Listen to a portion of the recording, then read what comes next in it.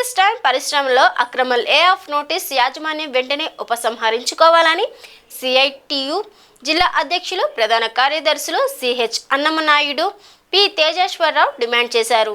రణస్థలం మండలంలో గల శాంపిస్టన్ ప్లాంట్ 2 పరిశ్రమలో లే ఆఫ్ చేయకుండా యాజమాన్యాన్ని ఆదేశించాలని, బలవంతపు రిటైర్మెంట్ ఆపాలని, అక్రమంగా తొలగించిన కార్మికులను వెంటనే విధుల్లోకి తీసుకోవాలని, పెండింగ్ వేతనాలు, బోనస్, చనిపోయిన కార్మిక కుటుంబాలకు ఇవ్వాల్సిన చెల్లింపులు వెంటనే చెల్లించాలని కోరుతూ సిఐటియు ఆధ్వర్యంలో రణస్థలం మండల తహసీల్దార్ కార్యాలయం వద్ద సోమవారం ధర్నా నిర్వహించారు.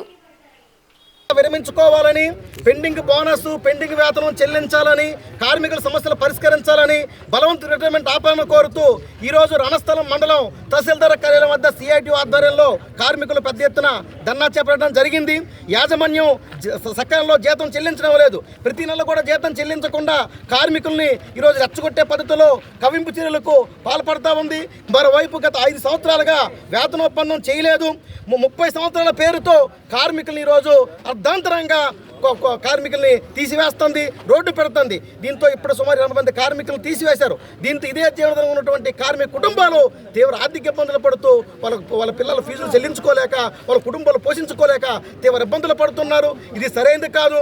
మరోవైపు ఈ మార్చి 1వ తేదీ నుంచి 200 మంది కార్మికుల్ని అక్రమంగా లే ఆఫ్ చేస్తామని చెప్పి ఈరోజు ప్రభుత్వానికి పర్మిషన్ కోసం నోటీసు పెట్టింది.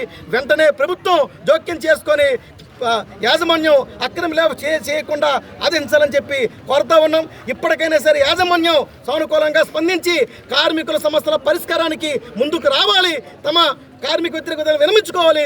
లేకుంటే మాత్రం భవిష్యత్తులో పెద్ద ఎత్తున పోరాడతామని చెప్పి తెలియజేస్తున్నాం. నా పేరు సిహెచ్ అన్నమనాయుడు, సిఐటి జిల్లా అధ్యక్షుడు. రణస్థలం మండలం ఉరసం వద్ద గల శాంపిస్టన్స్ యాజమాన్యం కార్మికుల మీద కక్ష సాధింపు చర్యలు చేస్తుంది.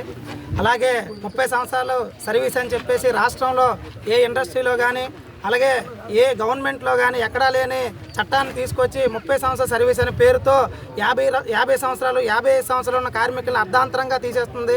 ఇది పద్ధతి కాదని చెప్పేసి జాయింట్ కమిషన్ ఆఫ్ లేబర్ ఇచ్చిన ఆదేశాలను కూడా అమలు చేయకుండా చట్టవిరుద్ధంగా ఈరోజు యాజమాన్యం వెళ్తుంది.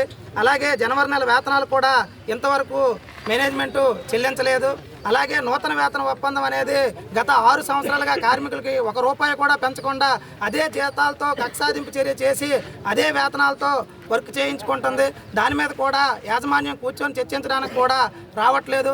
దీని మీద జిల్లా యంత్రాంగం అలాగే ప్రభుత్వం కూడా దీని మీద చొరవ చూపించి వెంటనే యాజమాన్యం పైన చర్యలు తీసుకోవాలి.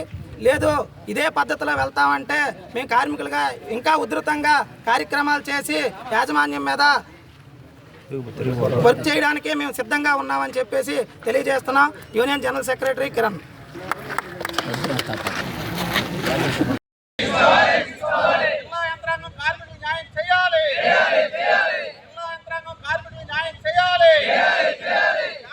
కార్మికులు వేధింపులకు పాల్పడుతున్న యాజమాన్యంపై చర్యలు తీసుకోవాలి.